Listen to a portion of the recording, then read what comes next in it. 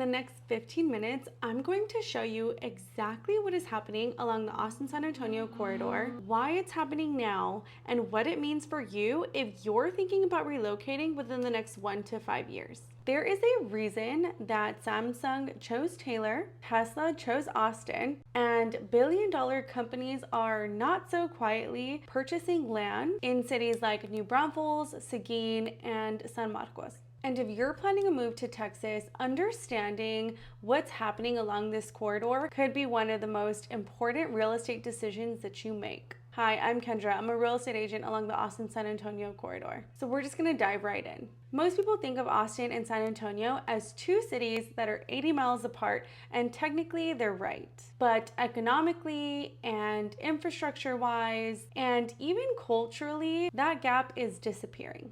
This is not a coincidence. This is coordinated transformation in this region. And here's the part most people miss. Texas is spending billions of dollars to connect it all.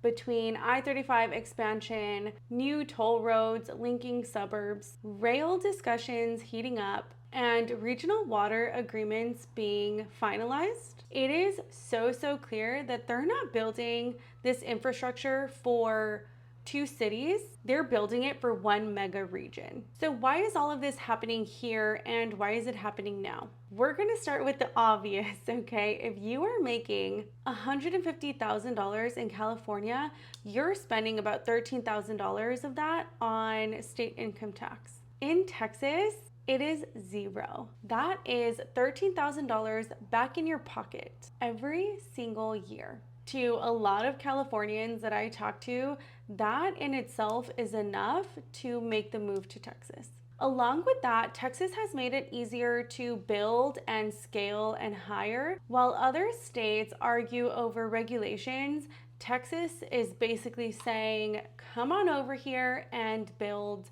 with us.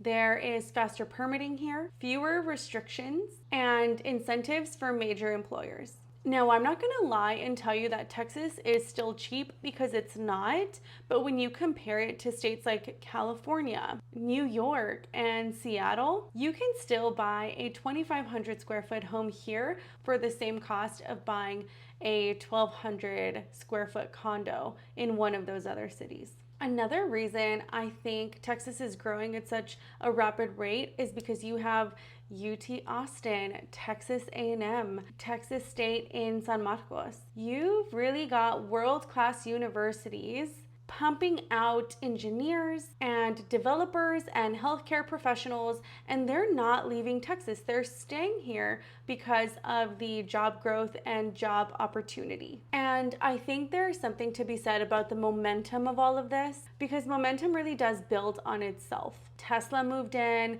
and then Samsung moved in, and then their suppliers moved in. Then came the restaurants, then the schools started to improve, then families move for those schools, and suddenly you have a region that's not just growing, it's compounding. And here's what most people and most realtors are getting wrong. They're still thinking, should I move to Austin or should I move to San Antonio? But that's the old map. And I know I look pretty crazy here with this big old map, but the new question really is, where along the corridor does my life actually fit?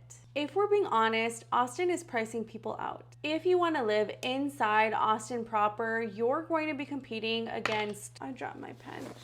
You're going to be competing against tech money and investors. The median sales price in Austin is around $550,000, and for most families, that's just not realistic. Now, San Antonio is more affordable, but it still feels semi-disconnected. If your job is in Austin, you're looking at a brutal commute, and culturally, it can feel like a different world. But the towns in between, New Braunfels, San Marcos, Buda, Kyle, Seguin, Bulverde. In these cities, you get affordability and access to both job markets. And you're positioned right in the middle of growth. Ultimately, when you buy in the corridor, you're not betting on just one city, you're betting on an entire region. If Austin's tech bubble blows up, or if San Antonio's growth stalls, your investment is tied to that single city's fate. But buying in the middle ties you to both cities and the success of both. Now, I think most realtors miss this because realtors are used to marketing themselves as neighborhood specific.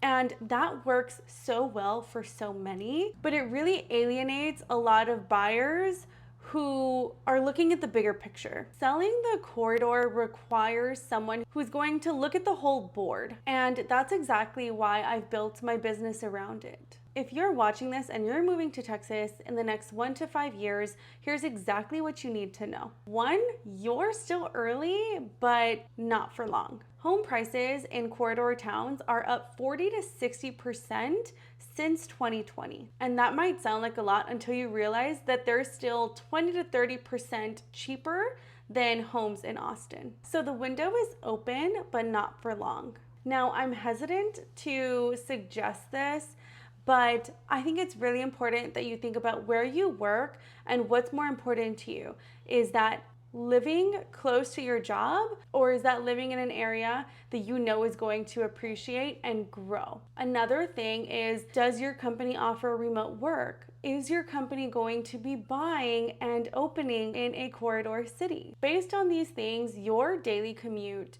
can look very different in 3 years. So maybe if you're comfortable with it, buy for the region and not the job. Take that with a grain of salt because it really is a personal decision. I also suggest looking at schools and infrastructure. The corridor towns that are investing in parks and schools and infrastructure are going to be the ones that are winning later on down the road. Watch where bond packages are passing because that's an indication of families moving into that city where they're planting roots. Another thing is resale. If you buy in a corridor city that is just starting to grow, your resale value in 5 to 7 years can be amazing. As long as you choose a place that's going to attract a next wave of buyers, and if you're buying new construction, pay attention to the phase that you're buying in. The best time to buy was 5 years ago. The next best time is now, if you know where to look. This is why I built my business around the Austin-San Antonio corridor, not just Austin and not just San Antonio, but the entire 75-mile stretch, because this is where the future is going to happen. Most agents will tell you about a specific zip code or a specific neighborhood, and all power to them. There are some amazing agents, but I'm going to tell you about the entire region. I'm going to show you where jobs are moving. I'm going to tell you which towns are investing in infrastructure. I'm going to explain which city you'll get the best resale value in and why. And I'm going to match you with areas that actually fit your lifestyle. Because when you're moving from out of state, you don't need someone who just knows the listings. You need someone who can explain the entire story and really help you paint a picture. When you work with me, you're not being locked into one neighborhood or one zip code. You're getting access to the entire corridor and the insight to know which city fits you best. If you're planning to move to Central Texas, or if you're even just curious about what's happening here, let's talk. I'll walk you through the corridor, help you see the big picture, and find the place that actually fits your life. The Austin-San Antonio megacity is already forming. The question is, are you early enough to be a part of it? My information is in the description box below, along with my guide to the Austin-San Antonio corridor that outlines cities and price ranges and new construction communities. I would love to help you on your journey home. Thank you guys so much for being here. I'll see you next time.